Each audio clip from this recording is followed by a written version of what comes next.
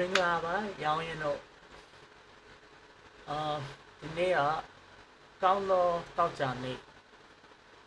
လို့ခေါ်တယ်အခုရက်ဆွဲပါလဲဆိုတော့ April လ4ရက်2025ခုနှစ်မင်္ဂလာပါရောင်းရင်တို့ Hi friends, today is April 4th, 2025, Good Friday, and I'm gonna be doing a video about Lord's Prayer. I'm gonna talk in Burmese first.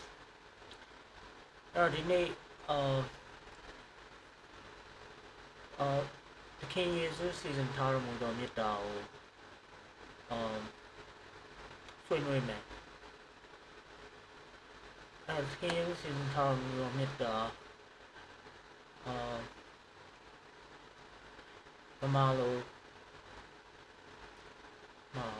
Data County Mona Jimdom Circle Park. Corey Namaramia are Utilimia Chinshiba de door. I'm gonna jump into the turtle pass rod. Bama take your showdown machine, Shimming Yam machine. Kuroi Namaramia are Utilimia Chinshiba de Dosura. Yechi, Pinato, Namane Pinato. Piazzu Media, the Wama Piamane, go wedging us. Number 1 ဖျားမနဲ့ကိုယ်ဝဲကြောင့်ပြုနေအဲ့နံပါတ်1နံပါတ်2ကဖျားသခင်နာမတော်မြတ်မယုံမသေးသုံးဆောင်ခြင်းကိုပြုနေအခုဒီသ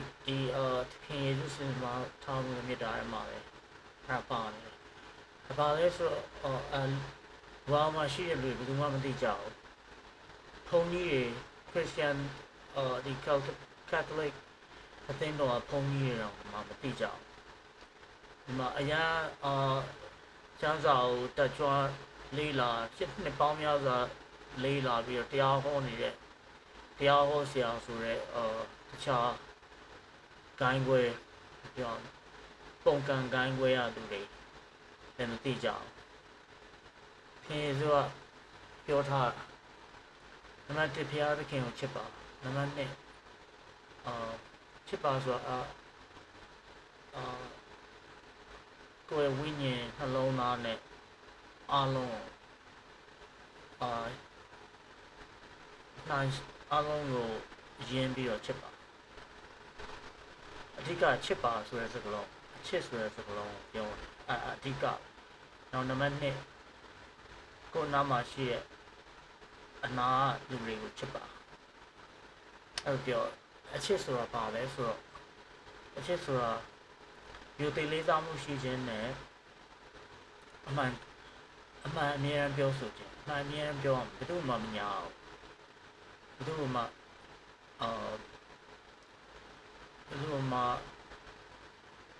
ပြောဓမ္မစကားပြောတာဘယ်သူမှရိုင်းဆိုင်ကမဆက်ဆံအောင်ဘယ်သူမှမစော်ကားဘူးမစော်ကားဘူးအဲ့တော့အဲ့နှစ်ခုပေါင်းခြင်းအချက်လူတွေကအလွယ်ကူဆုံးစော်ကားနေရပါလဲဆိုတော့ဒီတယောက်ကိုသိရင်မကြိုက်တဲ့နာမည်ကိုခေါ်မယ်မကောင်းတဲ့နာမည်တစ်ခုပေးလိုက်မယ်အဲ့ဒါပဲနောက်ပြီးတော့အဲ့လူရဲ့နာမည်ကိုအသုံးပြုပြီးတော့မဟုတ်တာမူသားသက်သေခံတယ်ညာပြောတယ်ဥမာလူတယောက်အိမ်ကိုသွားမယ်သွားပြီးငါနင့်ကိုနဲ့သိတယ်ဥမာအဲ့သူကအိမ်ဆောမိုက်ကယ်ငါဆောမိုက်ကယ်နဲ့ငါနဲ့သိရကွာသူရောက်သွားပြီးတော့ဆောမိုက်ကယ်နာမည်ကိုတုံးပြီးတော့သွားပြီးတော့လိန်ကြမယ်ပြောမယ်အခွင့်အရေးယူမယ်နာမည်ကိုအသုံးပြုပြီးတော့စော်ကားခြင်း လိန်ညာခြင်းအလွယ်ဆုံးစော်ကားလိန်ညာခြင်းပဲအဲကြောင့်ပညာကျောင်းနှစ်ပြောထားဘုရားသခင်နာမည်ဘယ်တော့မှအဲ့လိုဘုရားသခင်နာမည်ဘယ်တော့မှစော်ကားနဲ့ဘုရားသခင်နာမည်နဲ့တိုင်းတာပြီးတော့ဘယ်တော့မှမညာနဲ့အရေးကြီးတော့အဲ့ဒါပြောထားကိုရိုင်းနိုင်ငံတော်တွေရောက်ပါပြီတော့ဆိုတာဟာလဲဆိုလူတွေမသိကြအောင်ငါတို့ဖန်ဆင်းမှုလောကထဲမှာနေကြတယ်ဖန်ဆင်းမှုလောကဆိုတာပြောရပ်တန့်ပြီးတော့မလှုပ်ရှားနေတာပေါ့ဖန်ဆင်းမှုလောကကရွေရှားပြောင်းလဲနေတယ်ဖန်ဆင်းမှုလောကကကောင်းတဲ့ဘက်ကိုရွေရှားပြောင်းလဲအောင်လူတွေငါတို့အခုနေနေတဲ့လောကမှာလူတွေလောကကလူတွေရောလောကကောကအပြစ်ကင်းစင်မှုမရှိဘူးအားလုံးအပြစ်ကင်းစင်မှု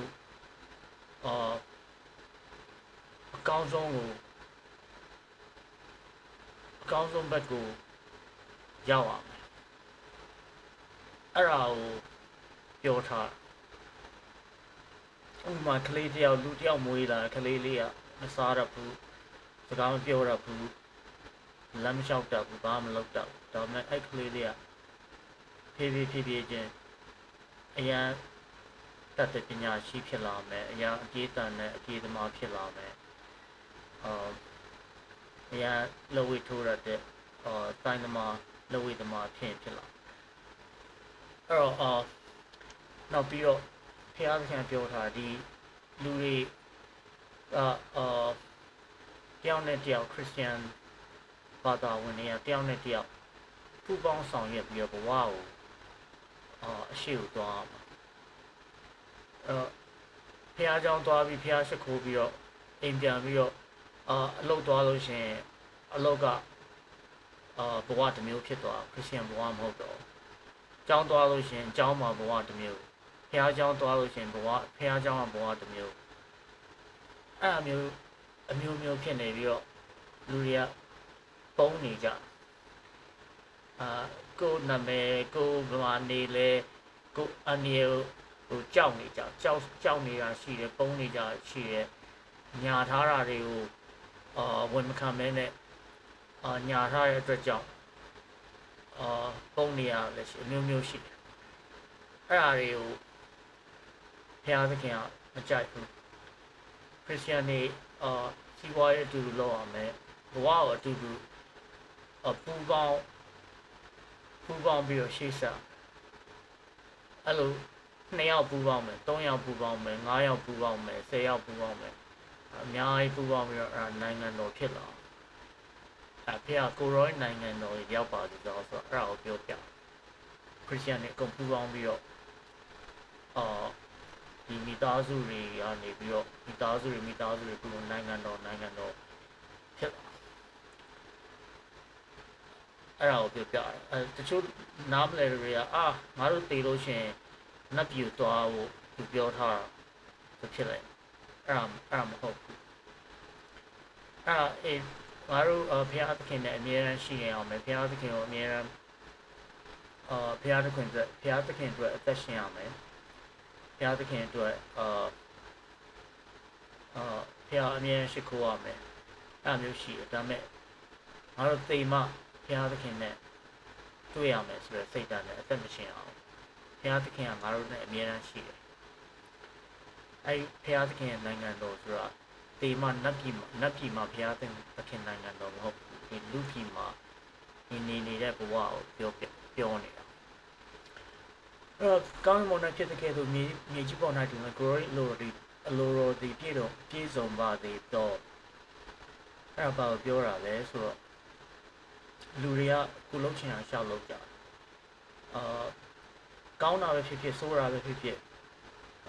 ငါအဖေနေမကောင်းဘူးငါအမေနေမကောင်းဘူး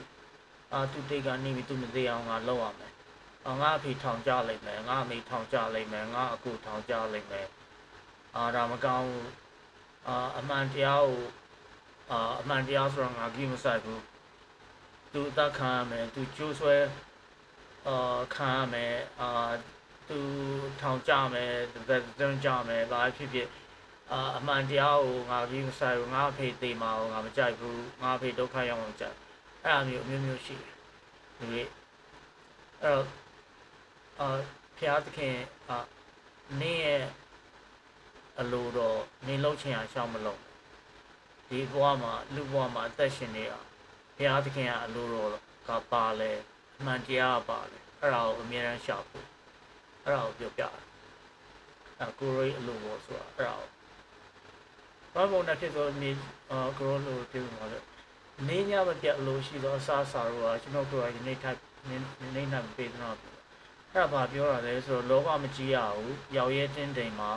နောက်ပြီးတော့ပူဆွေးတော့ကမရှိနေရအောင်စိုးရင်ပူပန်ပူဆွေးတော့ကစိုးရင်ပူပန်မှုမရှိရအောင်နင်လိုအပ်ချက်တွေအကုန်လုံးကိုဘုရားသခင်အမြဲတမ်းဖြည့်ဆည်းပေးမယ်ဘုရားသခင်ကိုအမြဲတမ်းယုံကြည်အားကိုးပါတခြားဘာမှမကိုးနဲ့နောက်လူဘဝကိုအမြဲတမ်းရောက်ရဲတင်းတိမ်ပြီးတော့ခွန်အားနဲ့ဘုရားသခင်ကိုယုံကြည်အားကိုးတဲ့ခွန်အားနဲ့အသက်ရှင်ပါအဲ့ဒါကိုပြောတာ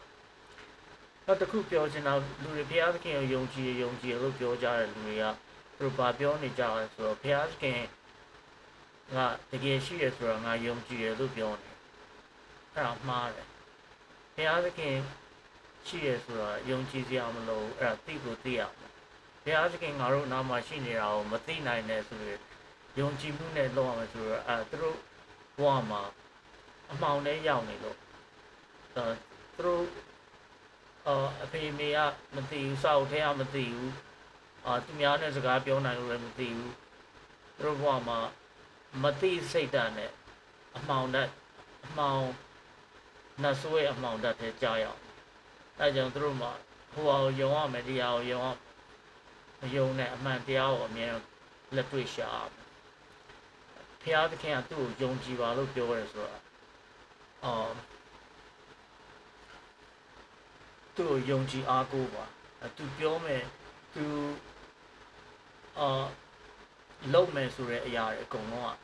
ဖြစ်လာမယ်အဲ့ဒါကိုယုံကြည်ပြီးတော့စောင့်နေ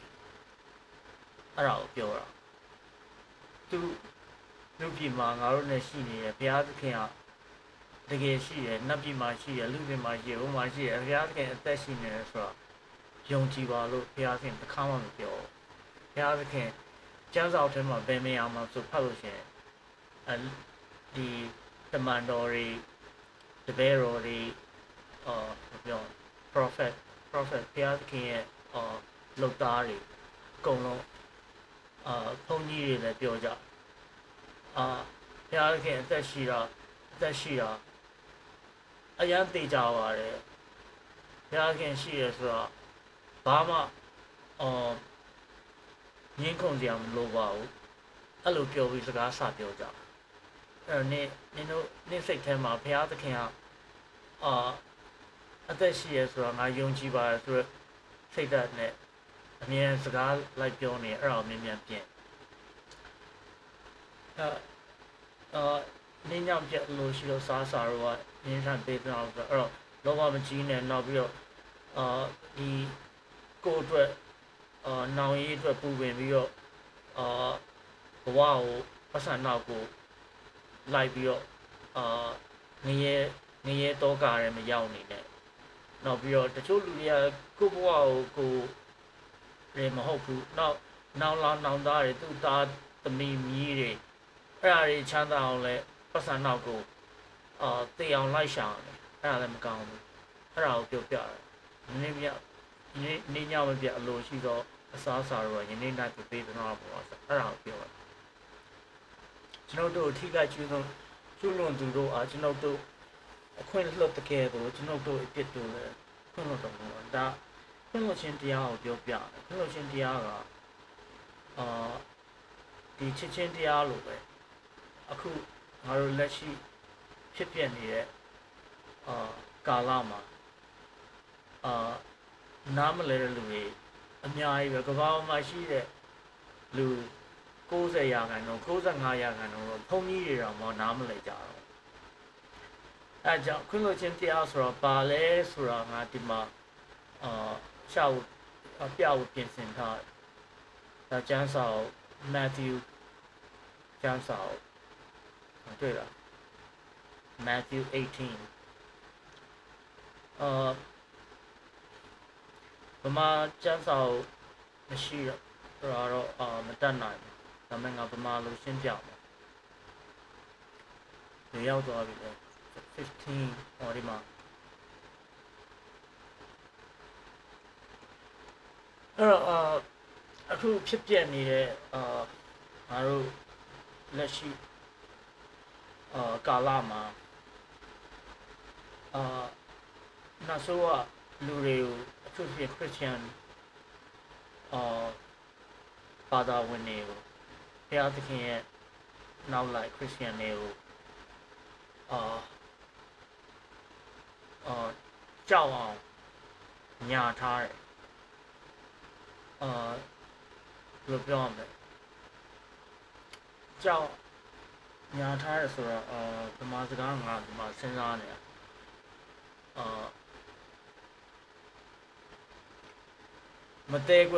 မသေးကြမရေရာနဲ့မသေးကြမရေရာဖြစ်အောင်လုပ်ထားတယ်မသေးကြမရေရာဆိုတော့ကောင်းတဲ့ဥစ္စာမဟုတ်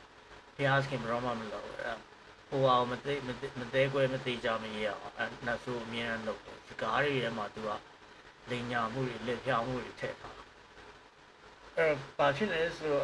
Christian ဆိုအမြဲတမ်းခွင့်လွှတ်ရမယ် Christian ဆိုအမြဲတမ်းခွင့်လွှတ်ရမယ်လို့ပြောဒီ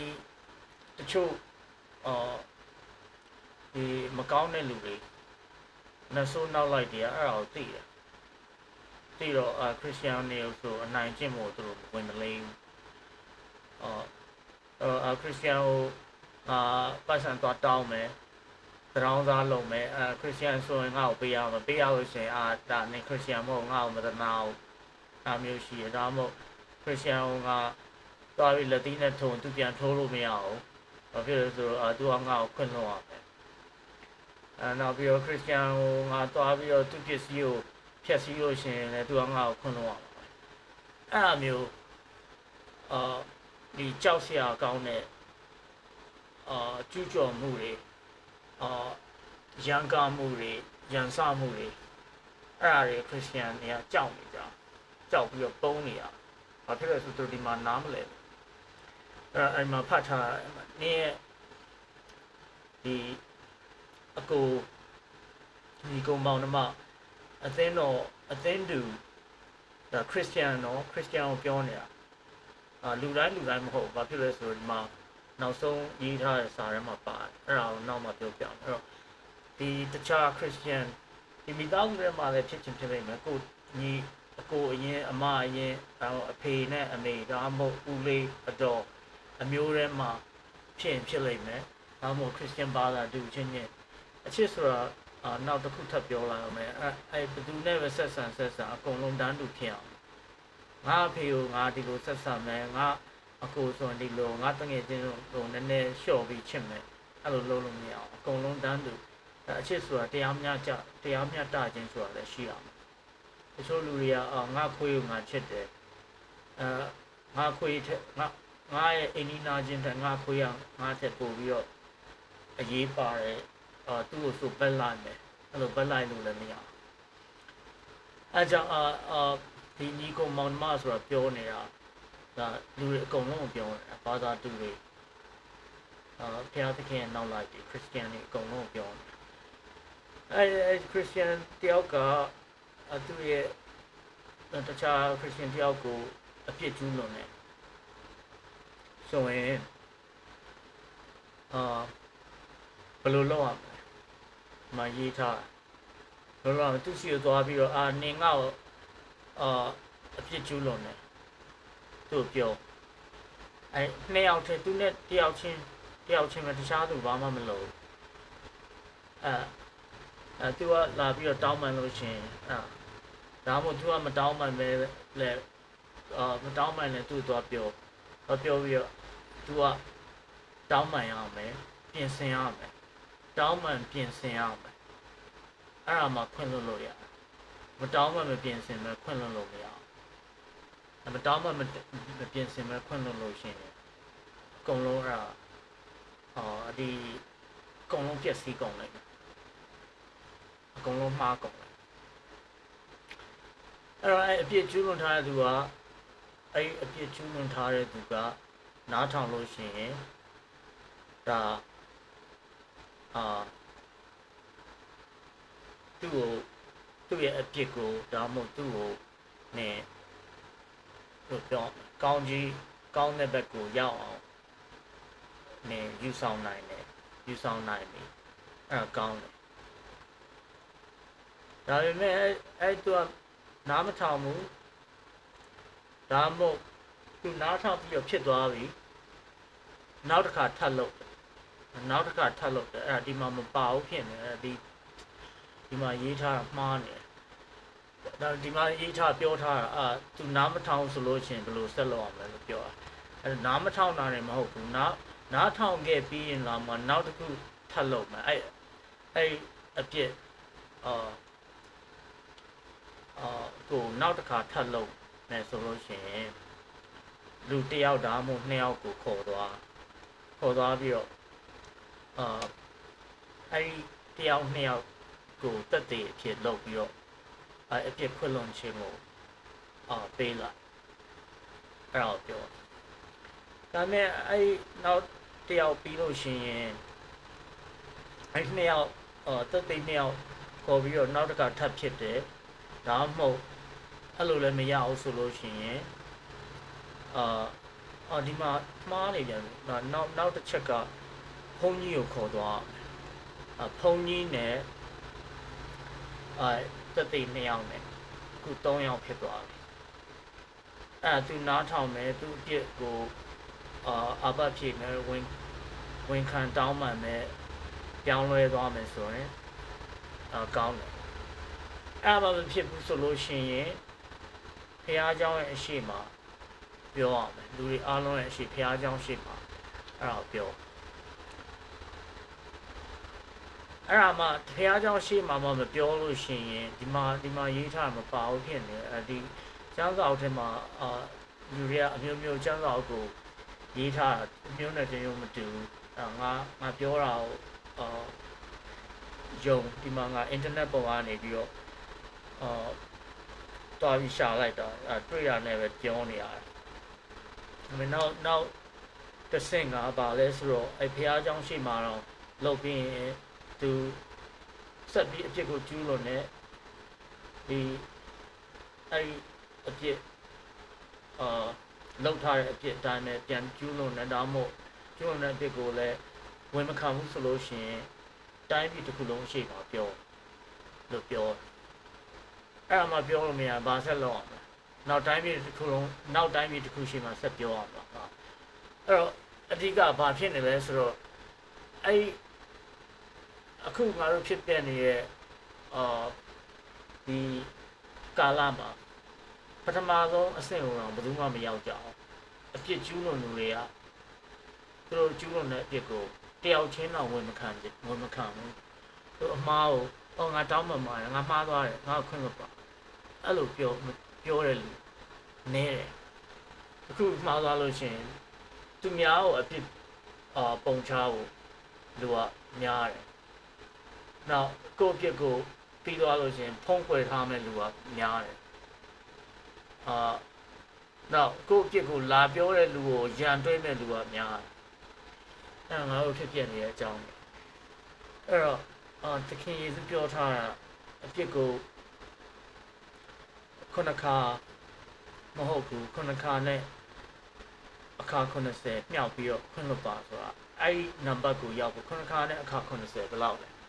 49490အခါ490ဘယ်လိုခွင့်လွှတ်ရမလဲအဲ့လိုရောက်ဖို့တကယ်တော့ဖြစ်နိုင်မလားဖြစ်နိုင်တယ်ဒါပေမဲ့ဖြစ်ခဲ့ဘူးလားတခါမှဖြစ်ခဲ့ဘူးနောက်လည်းဖြစ်မယ်လို့မထင်ဘူးအခုငါတို့ဖြစ်ပြနေရတော့ ထမဆုံးအကြိမ်တော့မှ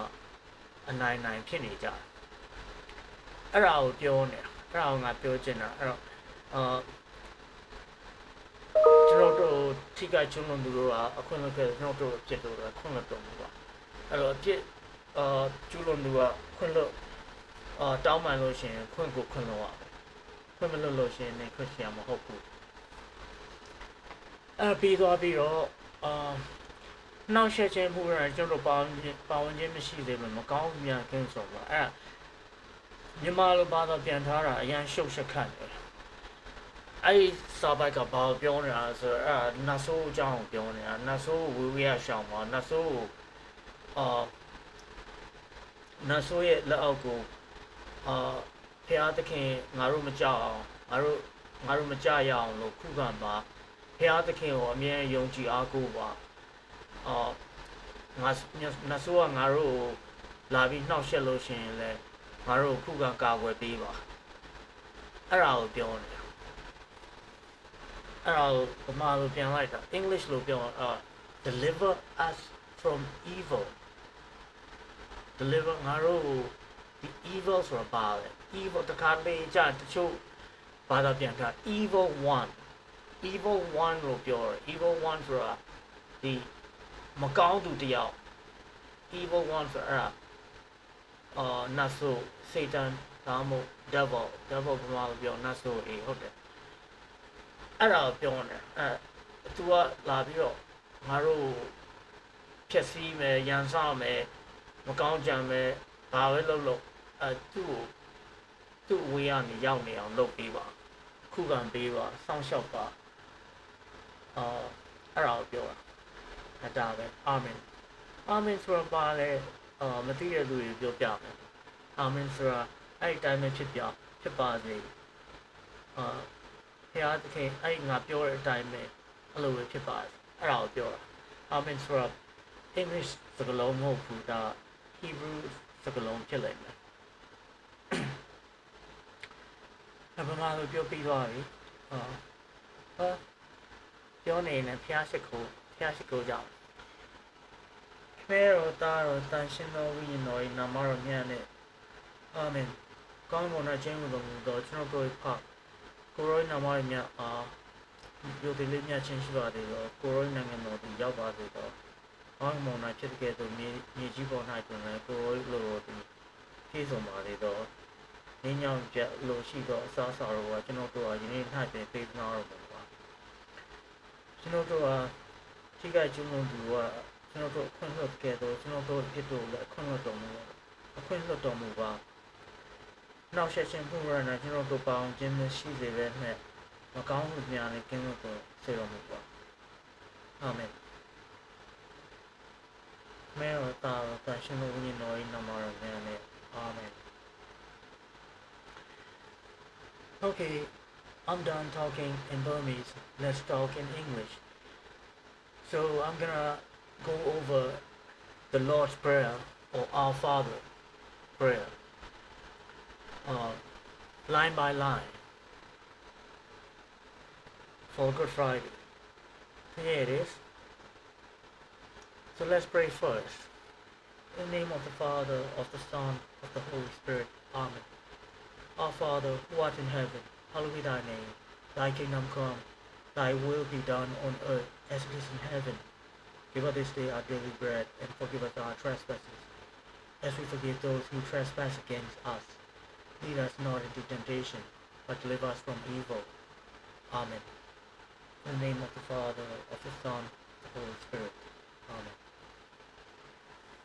So, our Father who art in heaven is pretty straightforward. This is where God lives. God lives in heaven.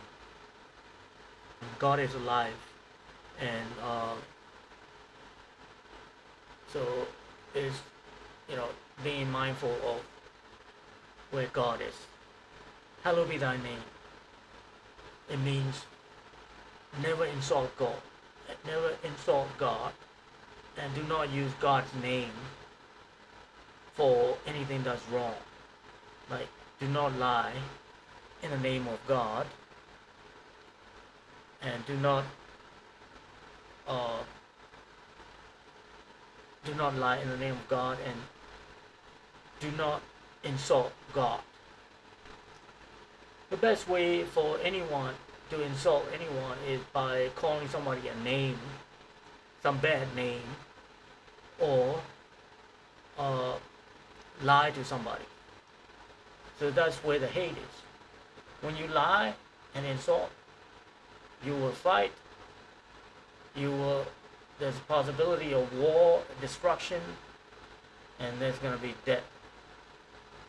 When you speak the truth always and try to find what truth is, sometimes we don't know what the truth is. They find the truth always and be respectful, then there'll be love everywhere. And you are practicing the law of love, of the rule of love. So thy kingdom come. I will be that name. We're done. Sorry. Thy kingdom come. What does it mean? The kingdom of God. You have to build the kingdom of God. The kingdom of God is in this world. It's not like that's gonna come when you die. And also, the kingdom of God is sometime to be taken as a creation where you live. You are living in the creation. That's kingdom of God. And also the nation that where you are living. A literal kingdom of God is gonna come. That's at the second coming.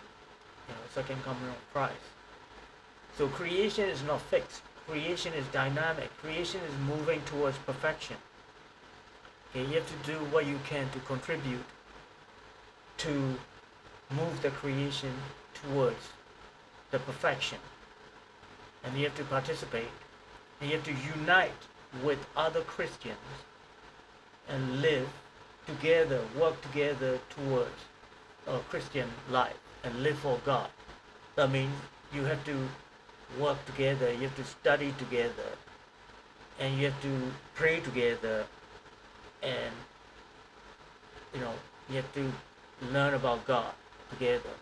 What's happening nowadays is everywhere. People have three different lives. People have life or personality in the church, and when they go to school, whether college or high school or elementary school or whatever, and some trade school or some kind of training, or people with different personality. They're not Christian there. And then when they are at work or when they are running businesses, that's another different person. So people have different lives. Okay, you have to be Christians all the time, and you have to find other Christians and work together. That's what it means. Thy kingdom come. Okay, and thy will be done on earth as it is in heaven. Then you have to find what God's will is. It's not your will. Because whatever it is you want to do, your whimsical ideas, like you want to save your mother, or you want to save your son from being convicted, or from the drug charges, like Hunter Biden. Like Biden told his son, "I love you," and then he's gonna pardon his son. So that's cheating, and that's lying, and that's their evil will. They are exerting the evil will. Obviously, is wrong. It's against, like, thou shalt not bear false testimony or false witness in the testimony in the court. So that's what it means. Thy kingdom come, thy will be done on earth. You have to find God's will, not your will. People, whether something good happen or bad happen, it may not be what you want, but find what God's will is and try to follow God's will. And then give us this day our daily bread, and forgive us our trespasses. Don't worry about tomorrow. God will take care of you. Trust God and rely on God. Trust God and rely on God. And don't be worrying to find so much money, so much food, so that you're never gonna go starving. And worse, you're gonna go further and find a lot of money for your sons and daughters and your grandsons and your descendants. People do that, and that's also bad. You should not do that. Because that's what God said. Give us this day. You just worry about. God will. You should not even worry for today. So I don't want to say just worry about today. No, no, no. Don't worry about anything at all. God will provide. Trust and rely on God. That's what it means. Forgive us our trespasses as we forgive those who trespass against us. The law of forgiveness, I already talked about that. Okay, there's no automatic. So here's the law of forgiveness. I was talking in Burmese and I showed that there. So if your brother and sister sin against you, take one. You can you can practice, or you can execute the law of forgiveness just between you two. Okay, and the transgressor, okay, the offender or transgressor must apologize and change. They should not do it again. Okay, they have to say they are sorry. Apologize means say sorry, apologize, and then if they change, then you have to accept. You have to forgive. That's one-on-one forgiveness. But if you go to the person and then the person will not admit their sins, or they admit it but they did it again, they sin again, the same sin, then now you have to take one witness or two witnesses, go there and do the same thing. Okay, and now the forgiveness is it bears two witnesses. And if it happen again, take a priest, two witnesses, and practice the forgiveness. They have to say they're sorry. They have to confess. They have to admit the sin, and you must, if you are a Christian, you must forgive. And then it happened again. And this time, the priest and the witnesses, the whole congregation in front of the church, the whole congregation is gonna be witness to this transgressor, offender, and then everybody forgive. If it happens again, now they have to apologize in front of the whole nation. Okay, maybe like on the TV broadcasting, it's happening. Nowadays that we got what do you call it? The trial on TV and this and that. So the whole point is the sinner have less and less ground to practice sins. Okay, it will not reach. It's very difficult or almost impossible to reach to that magical number 490, 7 times 70. Okay, to reach to that. So I just want to point that out and what's missing. And you're not going to hear this from the priest or other Christians or preacher, because the devil corrupted that and hid that from you. Okay, so as a result, the Christians become cowards and sneaky hiders.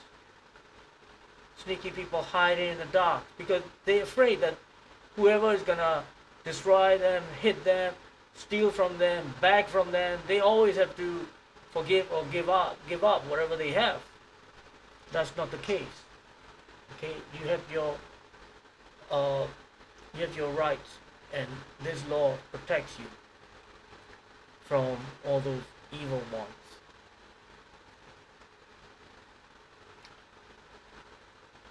And then lead us not into temptation, but deliver us from evil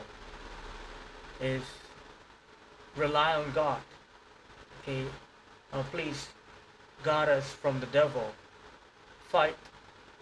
against the devil for us. The devil will always attack us, me, you, everyone. Remember, we live in the world of the devil. This world, he ruled this world. The devil ruled this world. But you have a chance, and you don't have to be afraid of it, as long as you are with God. That's why I always told people to be baptized and have a communion, stay within the church, have a confirmation, and go with the mysteries, the all the supernatural aspects of the church, the miracles, God's saving us. Not just the tangible aspects of just I know the Bible. I'm just gonna read the Bible, and and you're gonna drown. Just reading the Bible don't make you Christians. Christians were there before the Bible. Okay, the Bible came later, and there are things that are not inside the Bible that you should practice. You should know. For example, okay, the soldier who pierced Jesus with the lance, what happened to him? It's not in the Bible. You cannot find that in the Bible. It's very important. Okay, you can find a miracle, like some I think that there was a time at the time of Babylon, the Jews were taken to Babylon or the Persia, the Assyrian or I don't remember the detail. The Jerusalem was conquered and all the young men was taken, and then they were making these young men confess like there's no God and give up God, and they all rather die, and then they were boiling these young men alive, and then there came the turn for the three young men or whatever, and then they were dancing in the fire with the Lord Yahshua. So those kinds of miracles, you will find in the Bible. But about this Roman God who pierced Jesus, what happened to him? I tell you, if you are Protestant, you're not gonna know this. Okay, they killed him. They make him confess. The Roman official put him on trial to confess, that you're not Christian, that you don't believe in this God, or the Creator, or the Lord Christ, like Yahshua. No, he would rather die, and they killed him. And then he became a martyr Christian, and there was a church built, and there's a record about him in the